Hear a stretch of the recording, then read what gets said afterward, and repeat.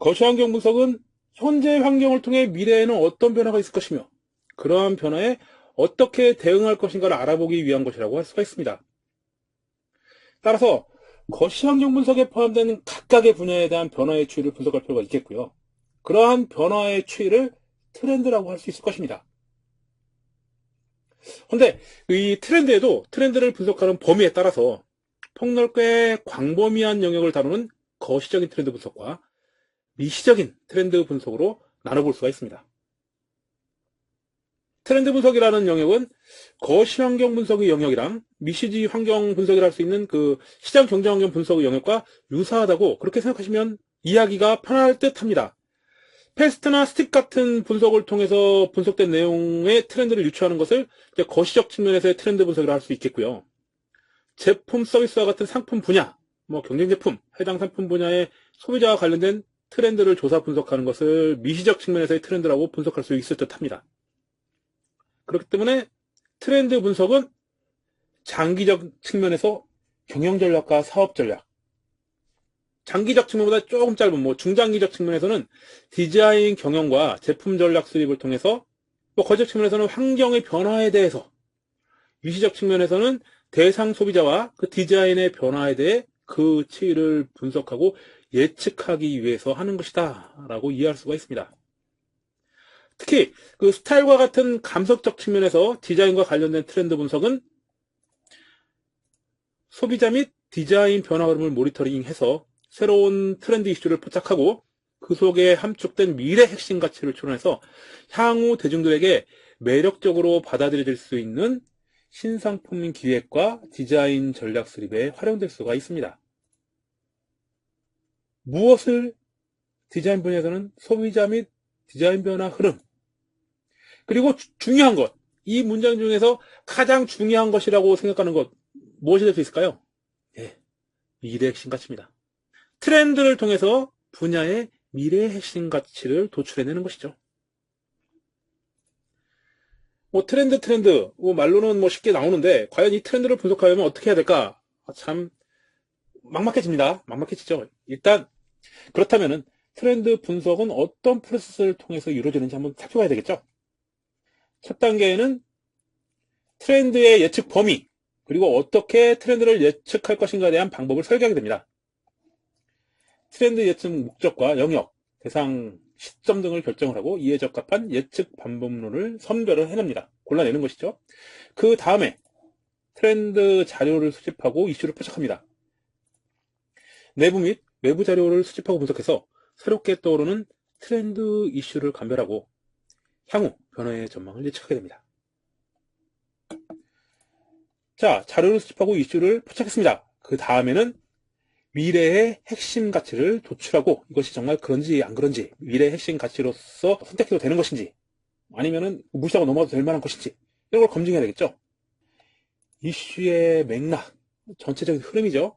이슈의 맥락과 의미 규명으로 함축된 변화 가치를 추론하고, 그러니까 여러 가지 트렌드가 있을 수 있는데 그것을 이제 총체적으로 지칭할 수 있는, 총체적으로 포괄해서 나타낼 수 있는 그러한 변화 요소, 변화 가치를 추론하고 그렇게 여러 가지 그 의미를 함축시켜서 포함할 수 있는 가치를 추론하고 미래 트렌드로 급부상할 핵심 가치를 판명하고 그것을 또 맞는지 안 맞는지, 여러 사람도 그렇게 생각하는지 생각하지 않는지 이런 것들을 이제 검증하게 됩니다.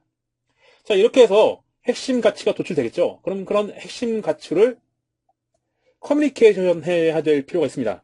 우리가 트렌드를 분석했더니 이러이러한 것이 미래에 영향을 미칠 중요한 핵심 가치로 도출이 됐어. 그렇다 그러면 그런 것들을 여러 사람들이 이해하기 쉽고 커뮤니케이션을 하기 쉽게 명명을 해야 되겠죠.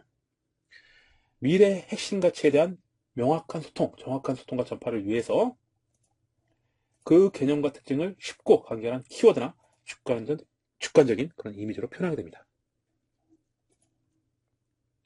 트렌드 분석을 쓸 때 사용하는 그런 기법들이 몇 개 있습니다. 거리관찰 기법 있죠. 가장 쉽게 할 수 있는 거. 그러나 이것도 역시 연구 목적에 적합한 장소, 시간은 어떻게 되는지 잘 설정해야 됩니다. 연구 목적과 상관없는 엉뚱한 곳에 가서 엉뚱한 것을 관찰하고 있으면 곤란하겠죠. 이 거리관찰 기법은 거리 구성 요소의 이미지와 상징을 관찰해서 시대의 분위기, 트렌드를 파악하는 방법입니다. 방법에는 크게 세 가지로 나뉠 수 있다고 하는데요. 정전법, 지점을 정하는 방법이죠. 정하는 것, 지점을. 정전법, 관찰자 기회 구도에 적합하다고 여겨지는 주목을 지점하고 그곳을 집중적으로 관찰하는 것을 정전법이라고 할 수 있겠고요. 비교법이 있을 수 있습니다. 지역과 지역의 차이, 그 관찰하는 그 공간을 활용하는 사람들, 다른 사람들이 될 수 있겠죠. 그래서 그런 비교를 할 때 쓰이는 것, 비교법이라고 할 수 있습니다. 스트릿과 스트릿, 어떤 거리, 뭐 명동거리, 강남거리, 이렇게 거리와 거리, 상점과 상점, 사람과 사람을 상호 비교, 혹은 한 지역을 대상으로 시간의 차이에 따라서 비교해서 관찰하는 그런 방법, 비교법이 되겠고요. 탐정법이라는 것이 있습니다. 관찰자가 탐정이 되어서 여러 가지 관찰을 통해 수집된 타운의 트렌드, 그 거리, 그 도시의 트렌드 가운데서 관심을 끌만한, 주목할 만한 그런 특정 사항을 선택해서 그런 트렌드가 발생된 진원지, 그 트렌드가 전파된 경로, 그리고 현상은 어떻고 그러한 것이 앞으로 어떻게 진행될 것인가에 대한 것을 짚어나가는 그런 방법을 탐정법이라고 합니다. 연구 목적에 적합한 장소, 시간을 설정을 하고 관찰 기간을 설정해야 되겠죠. 장기로 할 것인지 단기로 할 것인지. 대부분 통상 트렌드라고 하는 것이 일시적인 패드, 유행이 아니기 때문에 4주 이상 정도를 설정을 해야지 이게 트렌드인지 아닌지 알 수가 있다고 합니다. 그리고 관찰하게 되고 관찰을 통해서 자료를 수집하고 수집된 자료를 분석해야 되겠죠. 이런 분석 과정을 통해서 키워드를 도출하는 이런 프로세스를 거치게 됩니다. 다음은 FGI를 통해서도 현재 트렌드가 어떤지, 그런 트렌드와 관계가 있는 사용자들은 어떤 생각을 갖고 있는지 이런 것들을 파악할 수가 있겠죠. FGI는 다들 알다시피 주요 고객층 몇 명, 한 대여섯 명을 대상으로 해서 인터뷰 진행자가 토론을 유도해서 그룹의 반응을 통해서 그들의 특성, 니즈, 그리고 목적에 부합하는 가설들을 탐색하는 정석적 조사 방법이 되겠습니다. 또 이슈를 분석하는 방법, 기업에 영향을 주는 그런 이슈들을 파악하고 이로 인해서 기업에게 기회를 미치는 요인, 위협을 끼치는 요인, 이런 것들을 분석을 해서 끼칠 수 있는 요인이죠. 기회의 가능성이 있는 요인, 위협의 가능성이 있는 그런 요인들을 분석해서 대응하는 방안을 수립하는 기법을 이슈 분석이라고 하고요. 이 과정은 되게 단순합니다. 이슈를 예측하고 그런 이슈가 정말 그렇게 될지 안 될지 한번 분석을 한번 해보고, 그래서 이런 가능성이 있다 싶은 그런 이슈들에 대해서는 어떻게 대응할 것인가, 대응 방안을 수립하는 이슈의 예측, 이슈의 분석, 대응 방안 수립의 활용 프로세스를 거치게 됩니다. 로드맵을 그릴 수도 있겠죠. 대부분 우리가 보는 트렌드맵, 이거 로드맵이라고 할 수 있습니다. 트렌드 분석이라고 해서 나오는 것들 보면은 연도별로 쭉 해가지고 각각의 그 분야별로 어떤 그 이벤트가 벌어졌고 그 이벤트와 관련된 이미지 같은 것도 같이 실어서 쭈루루루루루 연결을 해서 쭉 그 표 안에다가 길게 그 시대별 변화 상황을 나타내는 그런 표를 트렌드와 관련해서 자주 접하실 수 있을 겁니다. 이런 게 바로 로드맵이라고 할 수 있겠죠. 특정 대상의 과거에서 현재까지의 진화 양상을 나타내고 그 발전 과정에서 혁신적인 분기점을 찾아내서 분기점의 특성과 영향 요소를 규명함으로써 향후 발전 가능성을 예측하는 기법, 로드맵을 활용하는 기법이라 할 수 있습니다. 프로세스, 먼저 어떻게 작성할 것인지 기획을 해야 되겠죠. 조사 영역과 범위, 깊이를 결정을 하고 조사 영역별 담당자 이런 연구팀을 구성하게 됩니다. 그 다음에 자료를 수집해야 되겠죠. 어떤 영역을 조사할지, 어느 깊이로 조사를 할지, 누가 담당을 하게 될지 결정을 했으면 담당자가 자료를 수집합니다. 연구 대상의 시기별 상황, 형태, 특성 관련해서 자료를 수집하게 되겠죠. 그리고 이러한 자료들을 시각화, 텍스트로 된 형태의 자료는 최대한 간결하게 요약을 해서 한눈에 파악하기 쉽도록 정리를 합니다. 이러한 내용들을 쭈루룩 시대별로 정리를 하게 되겠죠. 로드맵을 구성하는 것입니다. 수집 요약된 자료를 발전 궤적에 따라 연대기 형태로 나열한다. 시대별로 쭈루룩 길게 좌에서 우로 나열하는 형태를 가지게 되겠죠. 일반적으로 가로축은 시간, 세로축은 대상의 관련 요소, 이렇게 구분을 합니다.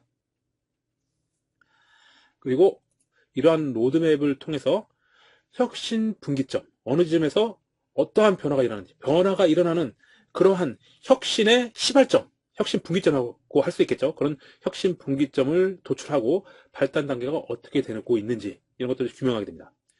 자료를 전체적으로 조망할 수 있겠죠. 로드맵을 구성하게 되면 이렇게 전체적으로 자료를 조망해서 발전의 분기점, 그리고 어느 정도까지 이르렀는지 이런 발전의 분기점과 단계를 규명할 수가 있겠죠. 그리고 이런 분기점에서 파생된 현상들이 있겠죠. 그리고 그런 파생 현상과 요소들 간의 상호 영향력을 규명하게 됩니다. 예를 들어서 이 콘텐츠들이 그 인쇄된 매체 혹은 전파를 타고 오는 영상 매체, 뭐 CD나 카세트테이프처럼 어떤 그 하드웨어적인 그런 미디어를 통해서 유통되던 것이 디지털화가 되면서 그 0과 1이라고 하는 디지털을 통해서, 디지털 소스를 통해서 어떠한 매체에서도 다 활용할 수 있게 되었죠. 디지털화된 기기라면은 어떤 기기에서도 다 활용이 가능한 그런 시대가 되었죠. 이러한 디지털이 보급되고 확산된 그 시기, 그 분기점이 다양한 영역에 영향을 미치게 되겠죠. 이런 것도 이제 하나의 그 콘텐츠의 디지털화되는 그런 시점이 하나의 그 이후의 시대에 막강한 영향을 미친 그런 분기점이라고 볼 수 있습니다. 이렇게 혁신 분기점과 발달 단계가 규명되었으면 이러한 내용들을 미래 상황에서는 어떻게 될 것인지 대입을 해봅니다. 외삽한다는 것은 외부의 것을 넣어본다는 그런 의미거든요. 그래서 미래 외삽, 그러면 이러한 내용들을 미래 상황은 어떨까? 미래 상황에 대입을 해본다. 이렇게 이해를 하시면 빠르겠습니다. 향후 발전 가능성을 예측해서 다이어그램을 확장을 하고요. 성공 가능성이라든가 비용 대비 효과 등 다양한 측면에서 평가해서 최적 발전 대안을 선택하게 됩니다. 자, 이제 본격적으로 트렌드를 분석하는 방법, 그리고 이런 분석에 활용되는 도표, 이런 것들에 대해서 한번 살펴보도록 합시다. 첫 번째 단계, 트렌드, 예측할 트렌드 범위를 설정을 하고 어떤 방법으로 트렌드를 조사할 것인지 설계하는 그런 단계가 이제 첫 번째 단계라고 볼 수가 있겠는데요. 트렌드 예측이나 조사 방법을 설계하게 됩니다. 트렌드 예측 범위나 조사 방법을 설계하게 되죠. 트렌드 예측의 목적, 영역, 대상, 시점 등을 구체하는 그런 단계고요. 분석에 소요되는 시간, 비용, 인력 등 투입 자원 대비 결과의 효율성을 고려해서 적합한 예측이나 조사 방법을 설계를 하게 됩니다. 트렌드 변화를 통시라고 하는 것은 종적인 측면이죠. 시간의 흐름, 시간을 통해서 종적인 측면, 수직적 측면, 이런 측면에서 살펴보고, 또 공시적인 측면, 이건 횡적인 측면이죠. 동시간대 여러 분야, 이런 통시, 공시의 다양한 시각에서 관찰하고 예측할 수 있는 복합적 반복론을 설계를 합니다. 여기 뭐 예측 방법, 조사 방법 이렇게 나와 있죠. 예측할 수 있는 방법, 경험적, 이론적 예측, 직관적, 천재적 예측이 있을 수 있습니다. 경험적, 이론적 예측은 지식이라든가 누적된 정보를 통해서 그러한 것들을 근거로 삼아서 개연성을 통해서 이러하게 될 것이다 라고 이제 예측을 하게 되는 것이죠. 과거의 것을 근거로 삼기 때문에 어느 정도 신뢰성을 확보할 수 있다라는 장점이 있고요. 직관적, 천재적 예측이 있을 수 있습니다. 혁신적인 사고를 가진 그런 혁신적 소수의 통찰력과 상상력을 바탕으로 해서 참신한 트렌드를 창조하고 선도하는데 유리하게 활용될 수 있는 것이죠. 선견이라고 하죠. 미리 앞날을 내다볼 수 있는 그러한 능력을 가진 혁신적인 사고를 하고 혁신적인 미래를 내다보는 그런 사람들을 통해서 트렌드를 예측하고 창조해 나가는 그런 것들은 이제 직관적, 천재적 예측이라고 볼 수 있습니다. 조사 방법, 간접조사와 직접조사가 있을 수 있겠죠. 간접조사, 2차 자료를 수집하는 것이라고 보면 되겠죠. 발간된 간행물, 논문, 연구서, 통계 자료, 매체 자료 이런 것들을 분석해서 적은 자원을 소요하면서 정보를 축적하는데 용이한 방법이 된다라고 볼 수 있겠고요. 그 다음은 직접조사 방법이 있을 수 있겠죠. 1차 자료를 수집하는 것입니다. 관심 주제에 대해서 관찰하고 인터뷰함으로써 현장의 생생한 기운과 더불어서 소비자의 심층적인 가치를 직관적으로 파악 가능하다고 할 수 있겠죠. 자, 이렇게 어떤 방법으로 어떤 범위를 예측할 것인가 확정이 되면 자료를 어떻게 수집할 것인가에 대한 수집 툴을 구성을 하고 모니터링을 하는 트렌드 자료 수집 및 이슈 포착화의 단계를 거치게 됩니다. 관련된 도구, 거리관찰법이나 포커스 그룹 인터뷰 이런 것들을 활용할 수 있겠고요. 지속적인 트렌드 모니터링을 위해서 조사 분야와 체계적인 정립 방법 등 자료 수집의 틀, 자료 수집의 체계를 구성을 할 필요가 있습니다. 이렇게 자료 수집 틀은 이런 식으로 분류하고 조사를 할 수가 있겠죠. 외부 자료는 어떻게 할 것인지, 내부 자료는 어떻게 할 것인지, 현장 참여, 정보 검색, 용역 보고서 이런 것들을 활용하겠다. 외부 자료로서는. 그랬을 경우에는 뭐 현장 참여하는 거, 뭐 세미나 포럼 이런 데 가는 것이 되겠고, 그럼 어느 세미나 어느 포럼에 갈 것이냐, 이런 것들을 확인해보고 거기에 참석해서 자료를 확보할 수가 있겠죠.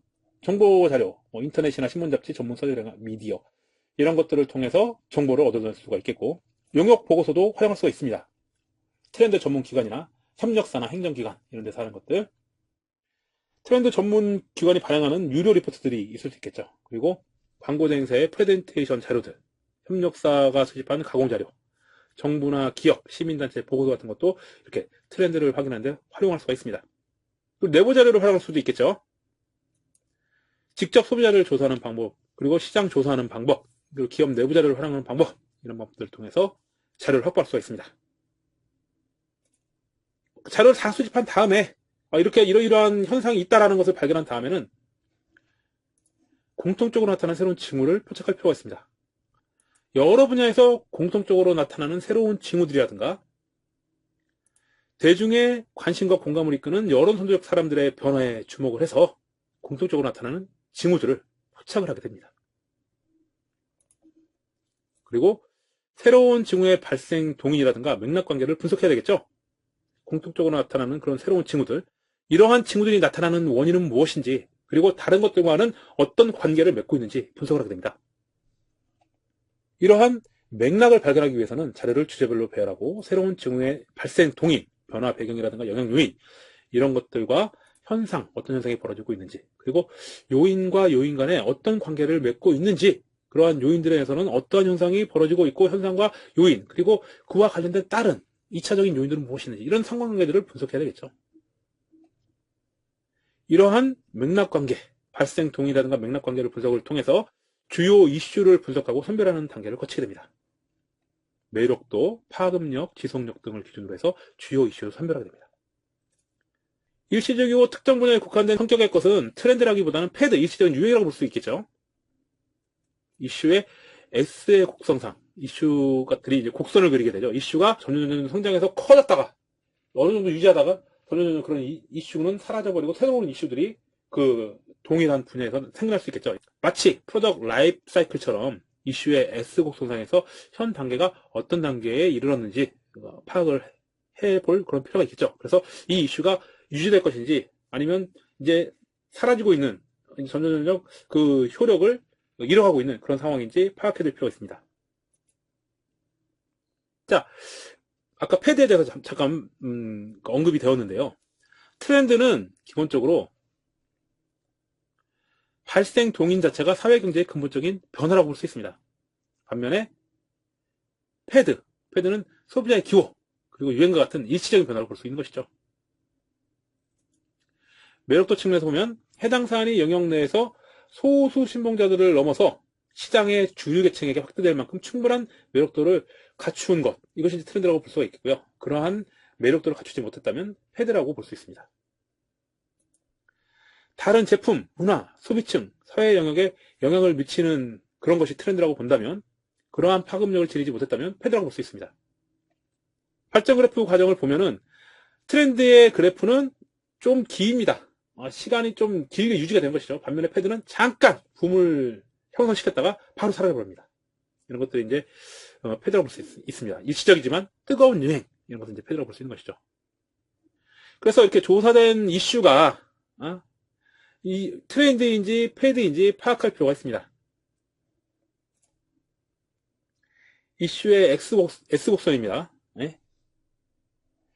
이게 지금 곡선이, 자 봅시다. 이쪽은 초기 발생 단계라고 볼 수 있습니다. 그리고 그 다음 좀 더 시간이 오래되면서 자료가 점점 더 많아지고 있다. 그러면은 이제 트렌드로 발생하기 시작한 그런 시기라고 볼 수 있는 것이죠. 그리고 그 다음 가파르게 그러한 트렌드라고 여겨지는 상황과 관련된 자료들이 급격하게 많아진다. 그러면 이제 점점 성숙해가고 있는 단계라고 볼 수 있는 것이죠. 그리고 이것이 어느 정도 자료도 많이 축적됐고 그 정도의 자료 축적이 시간이 가도 계속 유지가 된다. 그런다면 이제 어느 정도 트렌드의 단계에 이르렀다라고 보는 것이죠. 그래서 이렇게 초기에 어떤 자료들이 축적하기 시작해서 어느 정도 그 자료들이 점점 증가해서 상당히 많은 자료의 수가 일정한 시간을 유지하게 되면 그것을 이제 트렌드가 되었다라고 이제 말할 수 있는 것이라고 할 수 있겠고요. 이런 것들을 이제 이슈의 S곡선이라고 이해하시면 되겠습니다. 자, 이렇게 트렌드에 대해서 파악을 하고 나면은 미래의 핵심 가치가 무엇인지 도출하고 검증해야 될 필요가 있습니다. 이슈에 내재된 변화 가치가 무엇인지를 추론해야 되겠죠. 주요 이슈에 내재되어 있는 다양한 맥락과 의미를 규명해서 그것이 함축하고 있는 사회적, 개인적, 디자인적 변화 가치를 추론해야 되겠다. 그리고 그 다음에는 중심적인 핵심 가치가 무엇인지 골라내야 됩니다. 유사성이라든가 상호 관련성, 인과성 분석을 통해서 중심적인 가치가 무엇인지 변별을 해내야 되겠죠. 다른 가치로 대치될 수 있느냐 없느냐, 이것이 중심적인 핵심 가치냐 아니냐를 판별하는데 중요한 기준이 될 수 있습니다. 다른 가치와 대체 가치가 낮을수록, 대체할 수 있는 가능성이 낮을수록 핵심 가치라고 할 수 있겠죠. 기존 가치와 확실히 차별화되고 다수 소비자의 근원적인 욕구에 가까울수록 강력한 트렌드로 급부상할 가능성이 크겠죠. 그리고 이렇게 핵심 가치다라고 여기는 것을 추출해냈으면은 이것을 이제 검증하는 단계에 이르게 됩니다. 이러한 핵심 가치들을, 도출된 핵심 가치들을 검증하고 미래 성장 가능성과 함께 전략적인 중요성을 판단해야 되겠죠. 이러한 트렌드 확산에 영향을 주는 경제, 사회, 환경적 변수들 간의 상호작용에 따라서 다양한 트렌드 시나리오를 도출하고 검증해서 미래의 핵심 가치의 성장 가능성, 그리고 전략적인 중요성을 판단하게 됩니다. 예를 들어 여성들에게 있어서 미래의 핵심 가치는 무엇일까? 뭐 이런 것들은 이제 트렌드 분석을 통해서 파악해낼 수가 있겠죠. 여기 이제 표에 보시면은 잘 보이진 않겠지만, 저는 1960년대와 2008년도에 그 여성들의 삶이 어떻게 변화되었는지, 여성들의 그 상황이 어떻게 변화되었는지를 비교한 표인데요. 여기 지금 박스 쳐져 있는 것들을 보면은 그 결혼 연령에 대한 비교입니다. 결혼 연령이 더 늦어진 거죠. 결혼을 더 늦게 하게 된 거죠. 그리고 보면은 이제 첫 아이를 출산하는 연령, 그리고 대학에 진학하는 대학 진학률, 취업률, 그리고 연수익. 연수익은 작은 그림이면 눈에 확 뜰 정도로 완전히 바뀌었죠. 60년대 여성들이 대부분 주부였다 그러면 현재 여성들은 어떻습니까? 직장에 다니는 직장 여성들, 커리어우먼들 굉장히 많아졌죠. 그러니까 연수익이 굉장히 높아집니다. 그리고 여기는 남성 대비 임금입니다. 이런 것들을 통해서 직장을 다니는 여성들이 60년대 직장 다닐 때 받았던 임금, 그 당시에 그 남성들이 받았던 임금과의 비교를 통해서 얼마를 받았는지, 그리고 2008년도에 이르러서 여성들이 받는 임금은 남성들에 비해서 어느 정도 되는지, 이런 것들을 이제 비교한 것이죠. 당시에 그 직장에 별로 다니는 여성들이 없었는데 직장에 다니던 여성들이 받던 임금, 그 임금에 비해서 지금은 훨씬 더 많은 여성들이 직장에서 일을 하고 있고, 그리고 받는 임금도 상대적으로 많아졌다는 것을 이제 보여주는 그런 예가 될 수 있겠죠. 그래서 이 표를 통해서 얻을 수 있는 건 어떻습니까? 현 시대에 사는 여성들은 가정과 직장, 일을 병행하는 그런 비율이 굉장히 많아졌다. 뭐 이런 것을 느낄 수가 있겠죠. 자, 뭐 이런 가치들을 통해서 이런 가치들을 제품에도 적용할 수가 있겠죠. 과거에는 집에 있는 식탁이라는 것이 그냥 그 위에서 식사만 하면 되는 그런 정도면 충분했겠죠. 그런데 지금 어떻습니까? 집에서도 여성들이 일을 하게 되는 그런 경우가 있을 수 있겠죠. 그래서 만약에 지금 가정에 식탁을 놓는다 그러면은 판때기 밑에 다리 4개 있는 것보다는 이런 식으로 뭔가 일을 할 때 효율적으로 활용할 수 있는 공간, 수납 공간 같은 걸 마련하는 게 훨씬 더 효율적일 수가 있겠죠. 이렇게 트렌드를 통해서 여성들에게 중요한 가치로서 떠오르고 있는 것이 일과 가정의 조화다 라고 만약에 가정한다면 이러한 제품들을 유출할 수 있는 것이죠. 일상의 가사생활에도 편리하게 활용할 수 있고, 또 일을 할 때에도 편리하게 활용할 수 있는 이런 제품들, 이런 식으로 이제 어떤 트렌드의 분석이 제품까지도 영향을 미칠 수가 있겠죠. 만일 싱글들에 관련된 트렌드 분석이다 하면은 그 싱글들이 항상 똑같은 트렌드를, 싱글이라고 하는 그 범주의 안에 들어있는 사람들이 유사한 트렌드, 대부분 다 똑같은 트렌드를 뭐 갖겠지만, 그래도 그 싱글들이 처한 상황에 따라서 그런 어떤 그 사람들이 환경에 적응하는 방법, 방식, 그런 것들은 바뀔 수가 있겠죠. 그렇기 때문에 트렌드를 분석할 때는 그 트렌드가 정말 다 동일하게 그 트렌드의 대상인 집단에 유사하게 다 적용이 되는지 안 되는지, 이런 것들을 파악할 필요가 있고, 이런 것들을 파악하기 위해서는 그 집단이 어떻게 세분화될 수 있는지도 파악해야 될 필요가 있습니다. 그래서 그런 그 핵심 가치들이 정말 공통되게 적용되는 것인지 적용되지 않는 것인지 이런 것들을 대상, 집단을 좀 더 잘게 그들의 특성별로 나눠봄으로써 살펴볼 수가 있죠. 예를 들어서 싱글들에 관한 것이다 하면은 여기 보시면은 이제 다양한 싱글들에 대해서 보여주고 있는 것이죠. 페러사이트 솔로는 뭡니까? 페러사이트는 기생한다라는 의미를 가지고 있죠.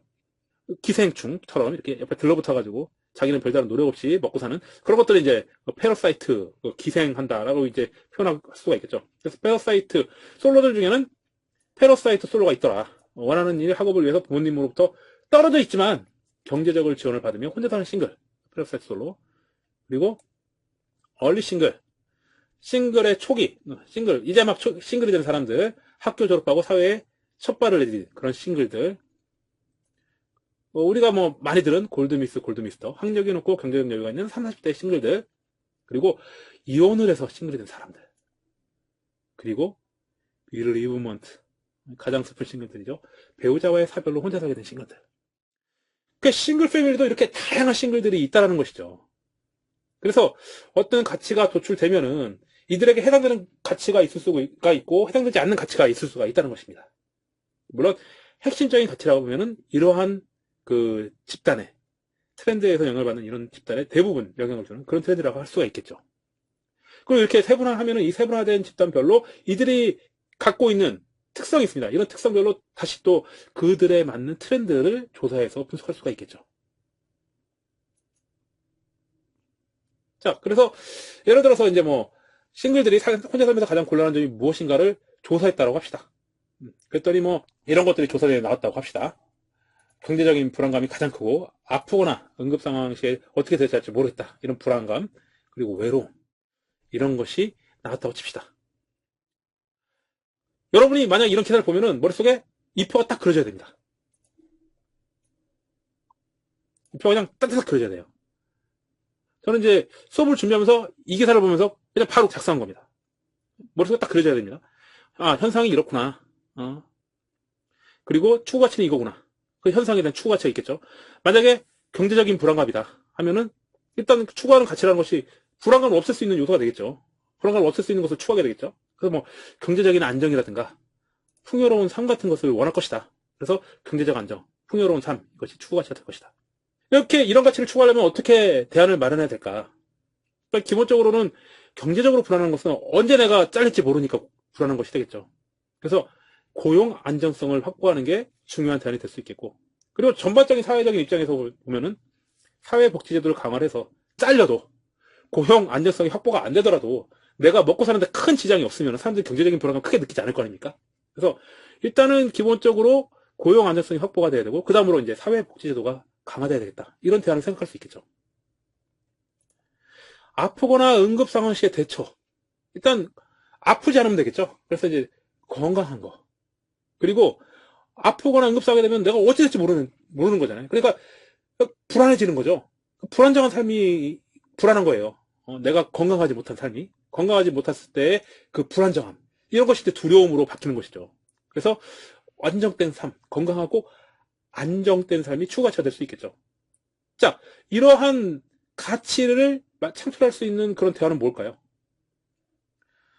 응급 구조 체계를 마련한다거나 의료 체계를 강화하고 응급 상황에 대한 대처 요령을 교육시킨다거나 응급 처치 세트를 상비하도록 하는 그런 방법이 대안이 될 수가 있겠죠.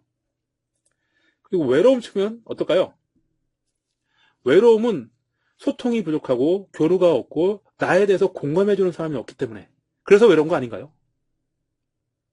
뭐 요즘에 보면은 그 오타쿠들 중에는 뭐 이렇게 예쁘장한 미소녀 그림이 그려져 있는 그런 베개를 껴안고 자고 막 그러면서 막 행복해하고 그런 사람들 있지 않습니까?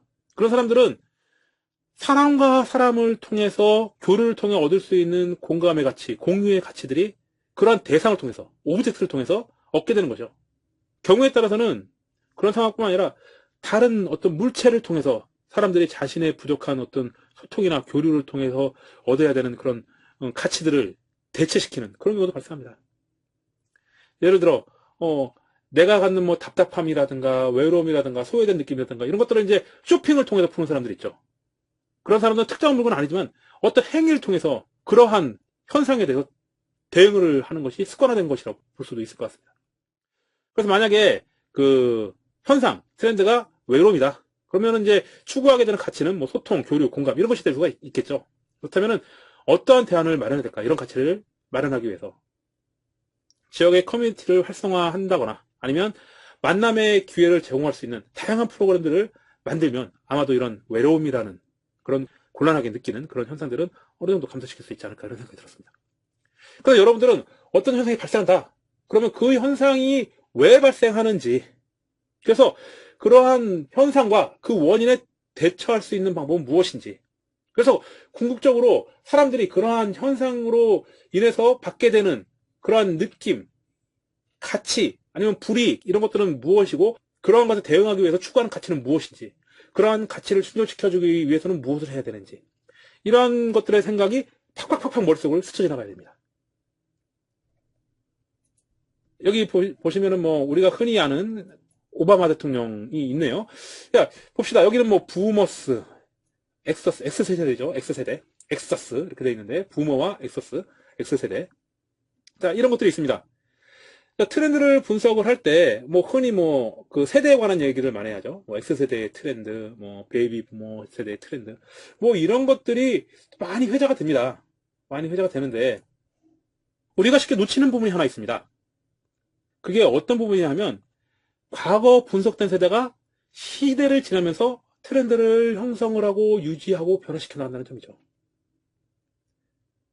그렇기 때문에 어떠한 그 사람과 관련된 그런 트렌드를 분석할 때는 이전에 분석된 세대들이 현 상황에는 어떤지, 이러한 상황을 과거 조사된 내용을 함께 검증함으로써 어느 정도는 미래에는 어떻게 할 것이다 라는 것을 예측할 수가 있습니다. 과거 분석된 세대가 지금도 아주 나이를 많이 먹어서 점점 인구가 확 감소하고 있는 상황이 아니라고 한다면 과거 분석된 세대가 시대를 지나면서 어떻게 트렌드를 형성해 왔으며 이러한 트렌드가 어떻게 유지되고 있고 어떻게 변화해 나갈 것인지에 대한 어떠한 그 통찰을 얻을 수 있다는 것이죠. 그래서 그 세대가 이후에 어떻게 될 것인지 그 세대의 이후 트렌드를 예측할 수 있게 됩니다. 때문에 이전에 어떠한 세대에 대해서 분석한 트렌드에 관련된 내용들 놓치고 가면 안 되겠죠.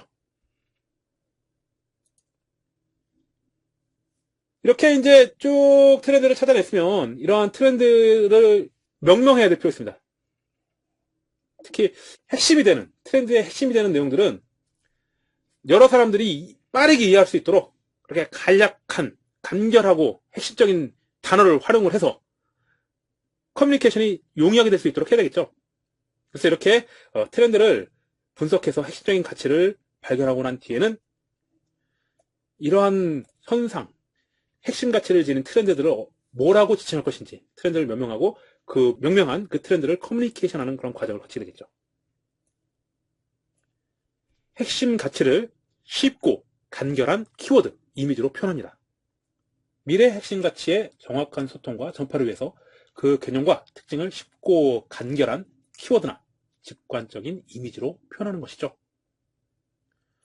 참신하고 새로운 형태로 인식할 수 있도록 신선한 언어, 이미지로 표현하는 것이 좋습니다. 기존의 단어에 작은 변화를 주어서 기존의 의미를 이해할 수 있게, 기존의 그 단어가 가지고 있는 의미를 납득함으로 인해서 그 트렌드가 어떤 것이다 라는 것을 인지할 수 있도록 한것 동시에 새로운 느낌을 주는 변형법 또는 기존 단어나 문장을 살짝 비트는 패러디 기법 등도 활용이 가능하겠죠. 그리고 이러한 변화를 시나리오로 묘사할 수 있습니다. 새로운 트렌드로 미래 라이프 스타일과 디자인이 어떻게 달라지는지 구체적인 페르소나, 각각의 개인들이죠. 개성을 가진 인물들의 생활 모습과 산물 등을 시나리오로 묘사한 시청각 자료를 활용을 해서 이러한 트렌드 때문에 앞으로 사람들이 어떻게 생활하게 될 것이다 라는 것을 간접적으로 느끼게 할 수 있는 것이죠. 자, 트렌드의 명명이나 커뮤니케이션 사례를 가지고 왔는데요. 잘 된 것 같습니다. 이 사례가. 예를 들어서 트렌드의 핵심적인 가치가 현대적인 기획성과 더불어서 미적인 요소, 산업이 가진 미적인 요소를 결합시키는 것이 한 트렌드다라고 했을 때 그것을 어떻게 지칭해야 될까요? 앞으로의 트렌드는 현대적인 기능과 산업미학의 결합이야. 이렇게 소통하면 될까요? 그렇게 얘기하기보다는 여기 나와 있는 대로 야, 앞으로의 트렌드 스마트 인더스트리얼 이해돼? 근데 딱 와닿습니다. 스마트한 산업적 요소, 현대적인 기능성과 어떤 산업적인 아름다움, 간결함, 스마트함, 이런 것들이 딱 떠오르죠. 그리고 여기 구칙이라는 단어도 있습니다. 구칙. 그 칙이라는 단어, 칙이라는 단어는 독일어에서 유래된 거죠. 시크. 시크라는 이 단어에서 유래된 것입니다. 근데 이게 시크라는 것이 사실은 뭐 멋지고 근사하고 스마트한 뭐 이런 뜻을 의미하는 그런 단어였다고 해요. 시크, 면도기도 있죠. 면도기 브랜드명이 시크인 것도 있는데, 이게 독일어인데 이 말이 워낙에 널리 쓰이고 또 멋있게 들렸는지 옆 나라인 프랑스에서 이 단어를 빌려다 씁니다. 프랑스에서 이 시크라는 단어를 빌려다가 이렇게 표현한 거죠. CHIC. 영어에서도 이 프랑스에서 빌려 쓴 이 말이 뭐 괜찮았는지 그냥 그대로 갖다 썼습니다. 그래서 영어로도 시크는 CHIC, 이 시크죠. 그래서 이 독일어였던 이 시크가 이 시크로 변하고, 프랑스로 건너서 이 시크로 변하고, 이 프랑스어인 시크가 그대로 영어 시크가 되었습니다. 어쨌든 표기는 다르지만 발음은 동일합니다. 뭐 시크하다, 시크, 뭐 이런 시크, 이렇게 표기되는 시크나, 지금 보시는 이렇게 된 시크나 다 동일한 의미입니다. 최근 드라마를 통해서도 뭐 시크해, 뭐 이런 단어를 누가 이렇게 던지는 그랬던 게 이제 기억이 나는데요. 패션 계통에서 이제 스타일리시하다, 멋있다, 특히 뭐 세련된 거, 세련되고 멋진데 이런 표현 대신에 그냥 시크한데 이렇게 표현하고 있죠. 이런 표현입니다. 그래서 굿 시크, 세련되고 멋진데 이게 선한 거야, 착한 거야. 이런 것을 이제 간단하게 이렇게 굿 시크로 표현했죠. 뭐 멋지게 잘 명명한 것 같습니다. 이렇게 트렌드의 분석은 첫 번째 단계로 트렌드를 예측할 범위, 그리고 어떻게 트렌드를 예측할 것인가에 대한 방법을 설계하는 단계, 그리고 두 번째 단계로서 트렌드와 관련된 자료를 수집하고 그러한 자료를 통해서 분석해서 이슈가 무엇인지 포착을 해낸 다음에 세 번째 단계로서 미래의 핵심 가치를 도출하고 그런 것이 정말로 미래의 핵심 가치로서 작용을 할 것인지 못할 것인지 이런 것에 대한 검증, 분석 과정을 거쳐서 핵심 가치를 도출해내고 그 다음 단계로서 도출된 핵심적인 트렌드들을 이름 짓고 명명하고 다른 사람들과 커뮤니케이션하는 그런 단계를 거치게 됩니다.